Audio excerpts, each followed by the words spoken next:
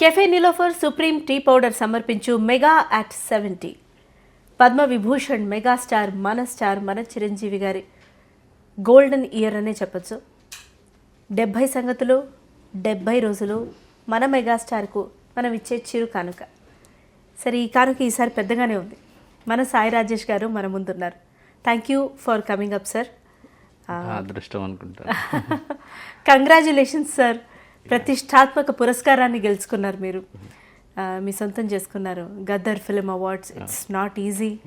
అన్ని సినిమాలు, ఎంతో competition, and congratulations first. Thank you so much అండి. మన నుంచి వచ్చిన మనిషిగా అనిపిస్తూ ఉంటారు చాలామంది, అందులో మీరు కూడా ఖచ్చితంగా నిస్సందేహంగా ఒకరు. అలాగే మన మనిషి మెగాస్టార్ గారు అంటే మన నుంచే, అంటే నా నుంచే వచ్చిన మనిషి అన్న ఫీలింగ్. సో మెగాస్టార్ అనగానే టకటక నేనైతే అందరూ చెప్తాం కదా సార్, మీరు చెప్పే సంగతుల్లో మొట్టమొదట మెగాస్టార్ అనగానే మీకు ఏం గుర్తొస్తుంది సార్? ఏమో అంటే కొన్ని అంటే చిరంజీవి అనే మనిషి నాకు సమస్తం, ఎవ్రీథింగ్. సో అలా చిన్నగా ఒక ఇలాంటి క్వశ్చన్లు అడిగినప్పుడు అలా మైండ్ బ్లాంక్ అవుతున్నాడు. అంటే అన్ని సినిమాలు, ఇన్ని సంవత్సరాల అభిమానిగా నా జర్నీ ఒక్కసారి వెనక్కి తిరిగి చూసుకుంటే అలా ఒక పిన్ పాయింట్లో ఏం గుర్తొస్తుందంటే నేను చెప్పలేను. కొన్ని చెప్పండి sir. yes, everything. That's a big statement sir. He's your everything. Of course he's our everything, but అంటే అలా ఎలా డిఫెండ్ అంటే మీ జర్నీలో ఆయన సినిమాలు, ఆయన ఇన్స్పిరేషన్? అంటే సినిమాలు మాది నెల్లూరు. సినిమాలు అనే ఒక పిచ్చి పట్టడానికి కారణం సినిమా అనే ఒక పదార్థాన్ని పరిచయం చేసింది మాకు చిరంజీవి గారే. సో నిజంగా చిరంజీవి గారి సినిమాలు పిచ్చితో మేము సినిమాలు మొదలెట్టకపోయి ఉంటే ఆ సినిమా మీద ప్రేమ మొదలై ఉండేది కాదేమో, వేరే ప్రొఫెషన్ చూస్ చేసుకునేవాడినేమో, తెలియదు కదా. అంటే ఒక డైరెక్టర్గా నా ప్రయాణం ఇలా వెళ్ళడానికి రీజన్ ఖచ్చితంగా చిరంజీవి గారు యాక్ట్ చేసిన సినిమాలు, ఆ సినిమాలు చూడాలనే పిచ్చి. పొద్దున్నే 5 గంటలకి 6 గంటలకి ఫ్యాన్ షోలకు వెళ్ళటం, ఆడియో రిలీజ్లు, ఎవ్రీథింగ్. ఇంకా సో ఒక్కసారి వెనక్కి తిరిగి చూసుకుంటే నేను ఈరోజు ఇలా ఒక డైరెక్టర్గా ఈ స్టేటస్ ఎంజాయ్ చేస్తున్నానంటే సీడ్ పడింది ఆయన అభిమానంతో, ఆయన మీద ఉన్న అభిమానంతోనే. అంతే. Wonderful sir. మన అభిమానం అంటే ఒకవైపు చూసుకుంటే దానికి తోడు ఆయన ఇన్స్పిరేషన్గా చెప్పే సినిమాలో డైలాగ్స్ని మన రియల్ లైఫ్లో మనం అన్వయించుకుంటాం చూడండి సార్, అది ఇంకా నెక్స్ట్ లెవెల్ అని అనిపిస్తుంది నాకు. అట్లా ఒకటి అని అడగను, కానీ కొన్ని డైలాగులు అట్లా, అంటే ఫర్ ఎగ్జాంపుల్ మీరు ఒక్కొక్క మెట్టు ఎక్కుతున్నటువంటి రోజులు, లేకపోతే ఇండస్ట్రీలోనే టు క్రియేట్ యువర్ మార్క్ మీరు కష్టపడుతున్నట్టు రోజులు, స్ట్రగ్లింగ్ డేస్ అంటాం కదా, అప్పుడు మన మెగాస్టార్ గారు ఏ సినిమాలో చెప్పిన ఏ డైలాగ్స్, లేకపోతే ఏ సినిమాల్లో ఆయన పాత్రలు మిమ్మల్ని ఇన్స్పైర్ చేశాయి? పాత్రలు అయితే చాలా ఉంటాయండి. ముఖ్యంగా అభిలాష, తర్వాత అభిలాష్లో చిరంజీవి పాత్ర, చిరంజీవి పేరు యాక్చువల్లీ. ఛాలెంజ్లో గాంధీ, ఘరానామగుడిలో రాజు, ఇట్లా సూర్యం, రుద్రవీణ, ఇలా చాలా పాత్రలు అలా బ్రెయిన్లో ఉండిపోయాయి. బట్ ఆయన చెప్పిన మాటలు నాకు గత 3-4 సంవత్సరాలుగా సినిమాలో కంటే కూడా ఆయన ఒక ఇంటర్వ్యూలో ఆయన మీద వచ్చే నెగిటివిటీ కానీ, ఒక ట్రోలింగ్ కానీ ఆయన ఎలా తీసుకుంటారు, తన గురించి ఎవరైనా నెగిటివ్గా మాట్లాడిన, కుట్రలు చేసిన, తన చెడు కోరుకున్న దాన్ని ఎలా ఆయన డీల్ చేసుకుంటారు, అసలు హార్ట్కి ఎలా తీసుకోరు, ఎలా ముందుకెళ్ళిపోతారు అని చెప్పడం అనేది, అప్పటి వరకు ఎవరైనా నన్ను ఏదైనా అన్నా, నాకు ఏదైనా చేస్తున్నారని తెలిసిన ఒక ఆవేశంతో ఊగిపోయే మనసుతో నుంచి చిన్నగా గత 2-3 సంవత్సరాల నుంచి ఆ మాటలు నాకు బాగా ఇన్ఫ్లుయెన్స్ అయ్యనమాట. సో సడన్గా నేను కామ్ డౌన్ అయ్యాను. ఊరికే ఆవేశపడ్డం కాదు, అవతల పర్స్పెక్టివ్ ఆలోచించడం, దానివల్ల నేను ఆవేశంగా రియాక్ట్ అవ్వడం వల్ల నాకు జరిగే ఉపయోగం ఏంటి, నష్టం తప్ప. మనశ్శాంతి నేను కోల్పోవడం తప్ప ఏ యూజ్ లేదు అనేది ఆయన ఇచ్చిన ఇంటర్వ్యూలో బాగా ఈ మధ్య 2-3 సార్లు ఆయన గట్టిగా అది చెప్పాడు, నెగిటివిటీ ఎలా హ్యాండిల్ చేయాలనేది. చాలా చేంజ్ చేసింది నన్ను. Wonderful sir.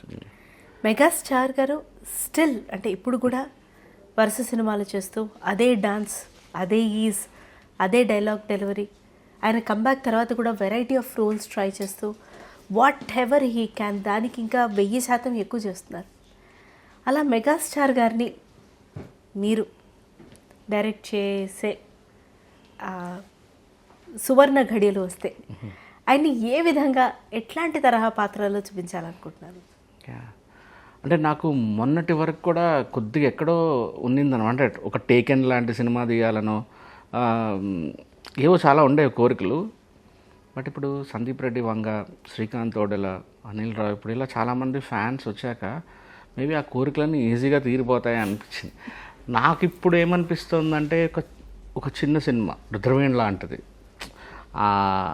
అమితాబ్ చేసిన బ్లాక్ లాంటిది, అలా ఒక చిన్న సినిమా హార్డ్ హిట్టింగ్ ఆయనలోని ఒక నటుడిని మాత్రమే, అంటే ఈ కమర్షియల్ వాల్యూ కోసం పాటలు పెట్టో హీరోయిన్నో లేకపోతే యాక్షన్నో ఇలాంటివన్నీ లేకుండా కేవలం ఆయనలోనే ఒక గ్రేట్ యాక్టర్ని మాత్రమే టచ్ చేస్తూ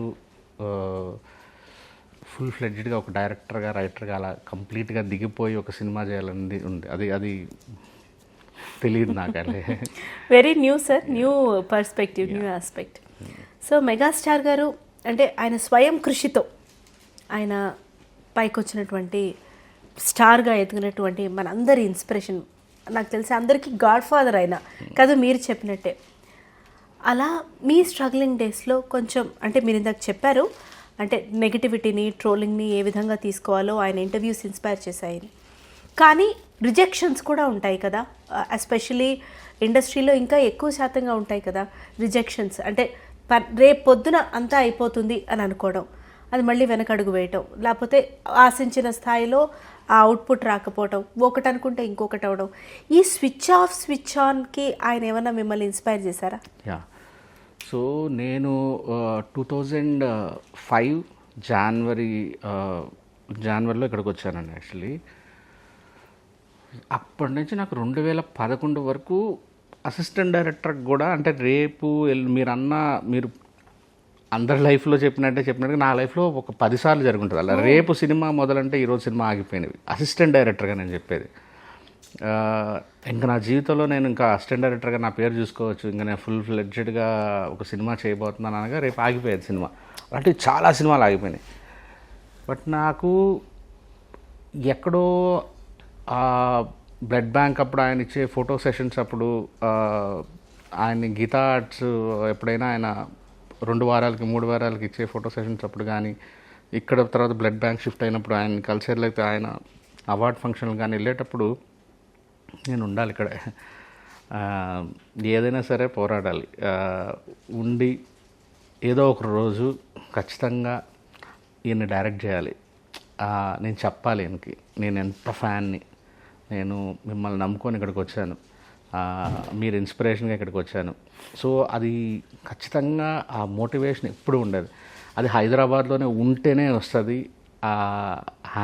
ఆయన నివసిస్తున్న పరిసరాల్లో ఉంటేనే ఆ మోటివేషన్ ఉంటుంది అనేది గట్టిగా ఉండేది. అందులో నాకు అందరూ Chiranjeevi fans, state wide Chiranjeevi fans బాగా దగ్గరగా ఉండేవాడు. సో నేను అలా కొద్దిగా ఏదన్నా డల్ అయినా, లో అయినా, కెరీర్ లో ఫేజ్ ఉన్నా నాకు పక్కన ఒక సినిమా వచ్చేది 6 నెలలకి ఒకసారి, అందరివాడు, జై చిరంజీవ, స్టాలిన్, ఇలా ఇక్కడిక్కడ క్రాస్ రోడ్స్లో తిరగడం. ఆ లో అయిన ఫేజ్ని ఇమీడియట్గా చిరంజీవి గారి సినిమాలు రావడం, ఆడియో ఫంక్షన్ అని, ఇంకా అలా హీఈస్ మై బిగ్గెస్ట్ ఇన్స్పిరేషన్ ఆ లో ఫేజ్లో.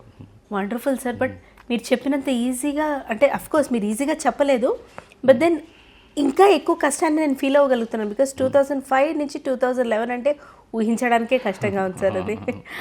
బట్ దెన్ ఎస్, మెగాస్టార్ గారు ఒకవేళ డైరెక్ట్గా మీ ముందు వచ్చి ఆయన స్టైల్ చెప్పు అన్నప్పుడు మీరు చెప్పాలనుకునే కొన్ని మాటలు. అంటే నేను చెప్పాలనుకున్న మాటలు ఆయన బేబీ సక్సెస్ మీట్కి వచ్చారండి యాక్చువల్లీ. అంటే ఆ రోజు ఇంకా నా హార్ట్లో ఉన్న దానికి చెప్పేశాను. ఇంక నాకు తెలిసి ఇంక అంతకు మించి నేనేమీ చెప్పలేనేమో అన్నంతగా చెప్పేశాను. బహుశా స్పీచ్ తెలియని వాళ్ళు చూడని చిరంజీవి ఫ్యాన్ ఉంటారు, అదొక సినిమా చూసినట్టు చూసేవాళ్ళు కూడా ఉంటారు. అంత మల్టిపుల్ టైమ్స్ చూసారని కూడా కింద చెప్తున్నారు కదా సార్. అవును, మల్టిపుల్ టైమ్స్ మీ మాటలు. ఎస్, నేను బేబీ రిలీజ్ అయిన ఆయన ఒక 1.5 10 రోజులకో ఎప్పుడో వచ్చారు. ఆ తర్వాత నేను ఉత్తరాంధ్ర ట్రిప్కి వెళ్ళాము యాక్చువల్లీ సక్సెస్ మీట్కి. బేబీ బాగుందని చెప్పేవాళ్ళకంటే మీ స్పీచ్ మేము 3-4 సార్లు చూసాం సార్. మీరు చిరంజీవి గారు ఇప్పటికీ కూడా నన్ను ఆ స్పీచ్ ద్వారా రికగ్నైజ్ చేసేవాళ్ళు చాలామంది. నాకు అప్పుడప్పుడు అనిపిస్తుంది అనవసరంగా మాట్లాడాను నేను, దానివల్ల టూ మచ్ నా ఫేస్ తెలిసిపోయింది చాలామంది. కానీ నైస్. కానీ నేను ఊహించగలను సార్, ఆ చూసిన కొన్ని సెకండ్స్ అంటే of course you're a very very very renowned director, but as mega fan ఆ బ్లాక్అవుట్ అయిపోతాను చూసారు, అది ఎలా ఉండుంటుంది అనేది నేను ఊహించగలను. మీకు ఎలా అనిపించింది సార్ ఆయన నడుచుకుంటూ వస్తుంటే ఆ ఈవెంట్లో చూసినప్పుడు ఆయన్ని? అంటే నేను చాలా మామూలుగా నేను ఏమనుకున్నానంటే మనం ఏం మాట్లాడాలి అనుకుంటాం కదండి. అవును, నేను ఏదో అనుకున్నాను, తర్వాత నాకు సడన్గా ఆయన బ్యాడ్ మూడ్లో వస్తున్నారని ఒక ఇన్ఫర్మేషన్ వచ్చింది. నాకు అలా చెప్పడంతో కంగారేసేసింది. కానీ ఆయన కారు దిగిన దగ్గర నుంచి నాకు ఎక్కడ కనిపించట్లేదు బ్యాడ్ మూడ్లో ఉన్నారనేది. బట్ సరే నేను వచ్చాను, కూర్చున్నాను, ఆయన పక్కన కూర్చోమంటున్నారు, నాకు కంగారేస్తుంది. ఇది ఒక విచిత్రమైన ఫేజ్ కదా అసలు పక్కన కూర్చోవటం అనేది. నేను నిజంగా చెప్తున్నాను, నేను ప్రిపేర్ అయిన స్పీచ్ ఒకటి,